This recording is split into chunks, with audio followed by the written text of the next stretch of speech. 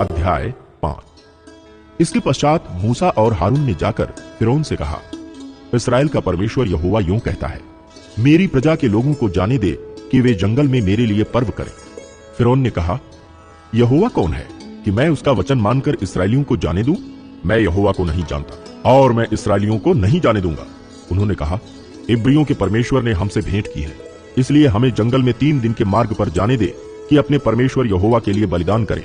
ऐसा ना हो कि वो हम में मरी फैलाए या तलवार चलवाए। मिस्र के राजा ने उनसे कहा, हे मूसा, हे हारून, तुम क्यों लोगों से काम छुड़वाना चाहते हो?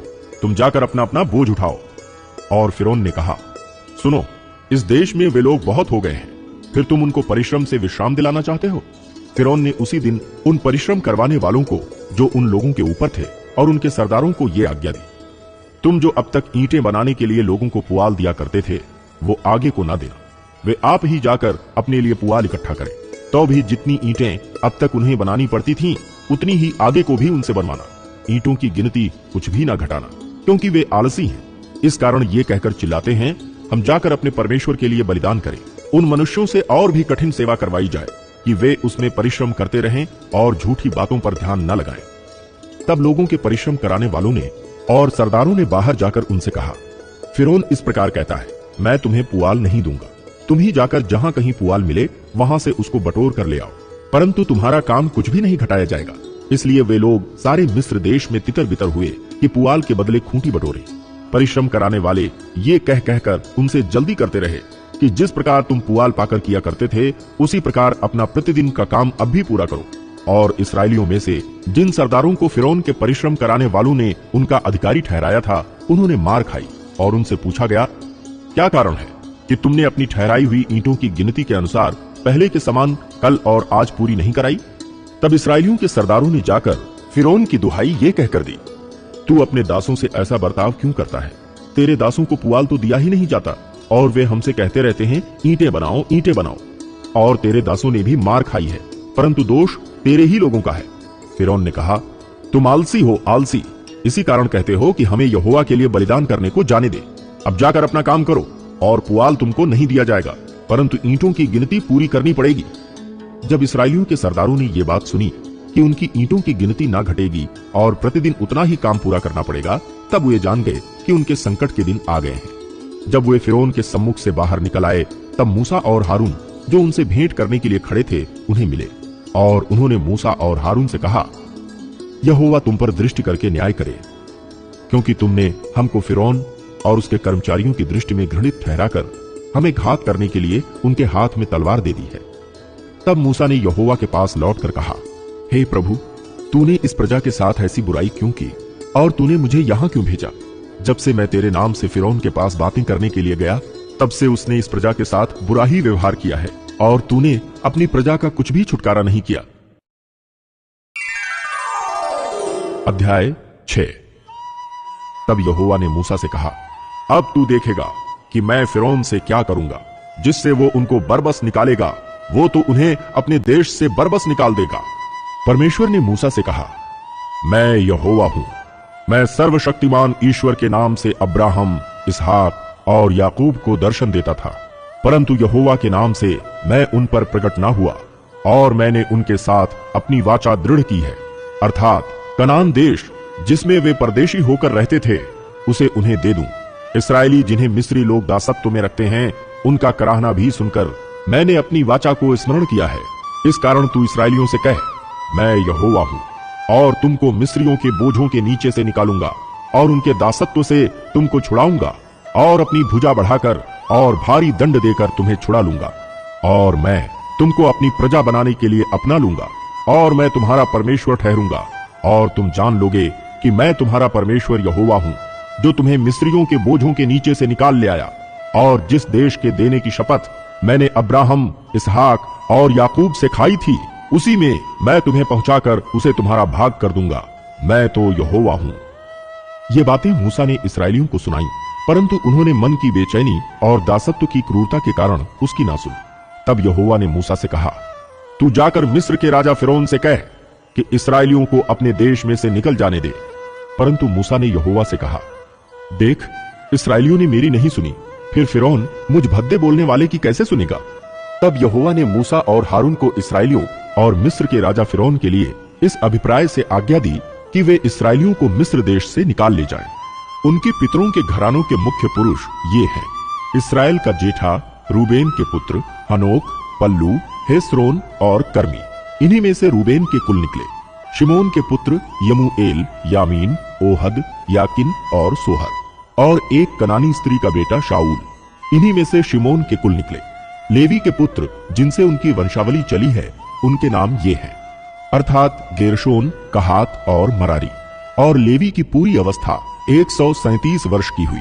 गेरशोन के पुत्र जिनसे उनका कुल चला, लिबनी और शिमी। कहात के पुत्र अमराम, इसहार, हेब्रोन और उज्जीएल। और कहात की पूरी अवस्था 137 वर्ष की हुई। मरारी के पुत्र महली और मूशी। लेवियों के कुल जिनसे उनकी वंशावली चली यही है। अमराम ने अपनी फूफी योकेबेद से विवाह किया और उससे हारून और मूसा उत्पन्न हुए। और अमराम की पूरी अवस्था 137 वर्ष की हुई। इसहार के पुत्र कोरह, नेपेग और जिक्री। उज्जीएल के पुत्र मीशाएल, एलसापन और सित्री। हारून ने अम्मी नादाब की बेटी और नहशोन की बहन एलीशेबा से विवाह किया और उससे नादाब, अबीहू, एलाजार और ईतामार उत्पन्न हुए। कोरह के पुत्र अस्सीर, एलकाना और अबी आसाफ, और इन्हीं से कोरहियों के कुल निकले। हारून के पुत्र एलाजार ने ऊतीएल की एक बेटी से विवाह किया और उससे पीनहास उत्पन्न हुआ। इन्हीं से उनका कुल चला। लेवियों के पितरों के घरानों के मुख्य पुरुष यही हैं। हारून और मूसा यही हैं जिनको यहोवा ने ये आज्ञा दी: इसराइलियों को दल दल करके उनके जत्थों के अनुसार मिस्र देश से निकाल ले आओ। ये वही मूसा और हारून हैं जिन्होंने मिस्र के राजा फिरौन से कहा कि हम इसराइलियों को मिस्र से निकाल ले जाएंगे। जब यहोवा ने मिस्र देश में मूसा से ये बात कही, मैं यहोवा हूं, इसलिए जो कुछ मैं तुझसे कहूंगा वो सब मिस्र के राजा फिरौन से कहना। परंतु मूसा ने यहोवा को उत्तर दिया, मैं तो बोलने में भद्दा हूं और फिरौन कैसे मेरी सुनेगा। अध्याय 17। 6 दिन के बाद यीशु ने पतरस और याकूब और उसके भाई यूहन्ना को साथ लिया और एकांत में किसी ऊंचे पहाड़ पर ले गया। वहां उनके सामने उसका रूपांतर हुआ और उसका मुंह सूर्य के समान चमका और उसका वस्त्र ज्योति के समान उजला हो गया। और मूसा और एलिय्या उसके साथ बातें करते हुए उन्हें दिखाई दिए।